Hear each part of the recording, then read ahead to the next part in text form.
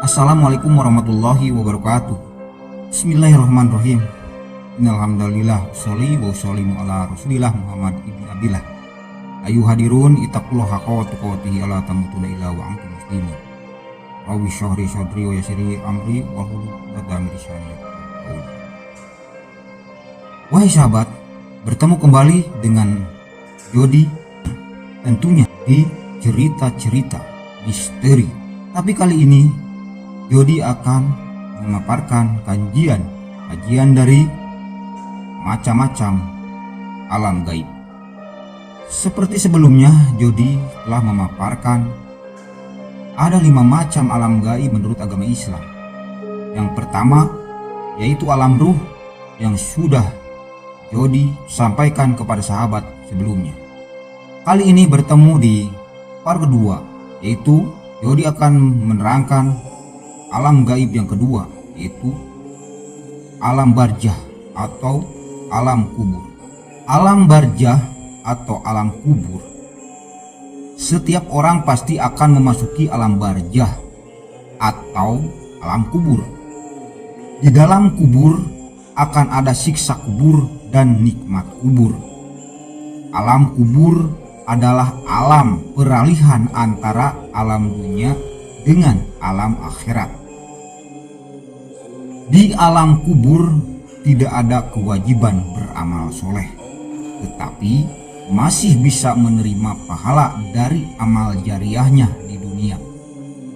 Misalnya, seorang membangun masjid, selama masjid digunakan, maka dia terus-menerus mendapatkan pahala. Kisah ini memberi pelajaran kepada kaum muslimin yang masih hidup bahwa siksa kubur benar-benar ada. Dalam sebuah video, ada seorang anak muda usia 18 tahun meninggal dunia di rumah sakit Oman karena keperluan otopsi. Selang 3 jam kuburannya dibongkar. Pemuda itu mengalami siksa kubur. Matanya membelalak, mulutnya ada darah segar, wajahnya hancur, rambutnya putih dan kain kafannya sobek. Ya Allah, lindungi kami dari siksa kubur yang sangat mengerikan. Setelah diselidiki, dosa besar yang dilakukan pemuda itu adalah meninggalkan sholat fardu. Sebaliknya, di kubur ada nikmat kubur seperti hikayat ini. Kubur selama 20 tahun, kain kafannya dan jasadnya masih utuh. Beliau adalah Muhammad Syamsuri, warga Wonosari, Sukabumi, Jawa Barat. Bukan seorang ulama atau kiai dan bukan penghafal Al-Quran. Beliau hanya seorang mandor dan pencatat akte nikah yang rajin beribadah. Apakah roh atau arwah orang yang meninggal dunia bisa menemui orang yang masih hidup? Perkara ini adalah perkara yang sangat penting dalam meyakini hal ini, karena banyak jin dan setan memanfaatkan keyakinan bahwa roh orang yang meninggal bisa menemui orang hidup. Jin dan setan menipu manusia bahwa roh bisa dipanggil, bahkan bisa berdialog melalui mediasi, menyusup pada orang yang kesurupan.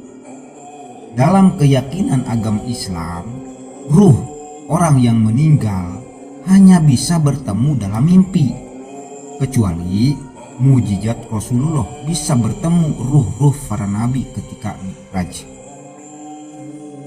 Ruh atau arwah orang yang meninggal ada 2 macam, yaitu ruh yang mendapat nikmat kubur dan ruh yang mendapat siksa kubur.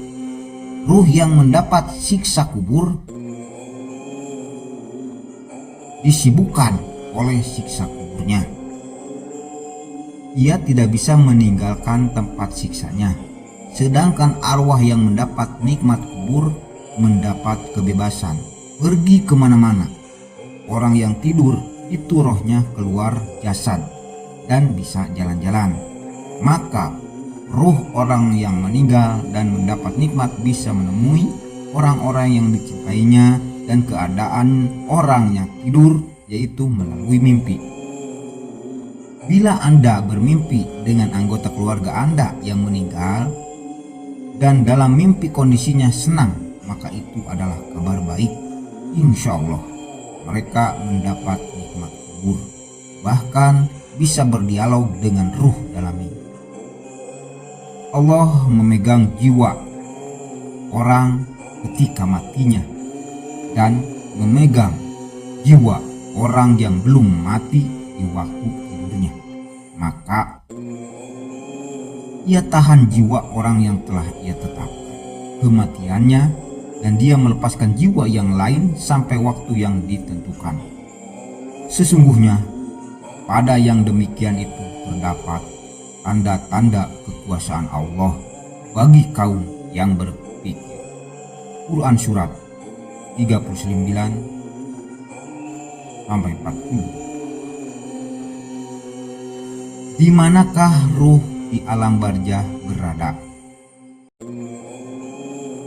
Sekali lagi, di manakah ruh-ruh di alam barzah berada? Banyak pendapat ulama dalam masalah ini, dan secara global dapat disimpulkan yaitu: pertama, ruh-ruh berada di badan burung berwarna hijau yang berlalu lalang di surga. Menurut kehendaknya adalah ruh orang mukmin dan para syuhada.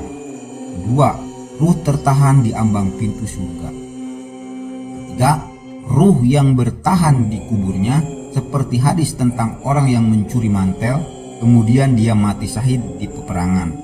Keempat, ruh yang tertahan di bumi tidak bisa naik.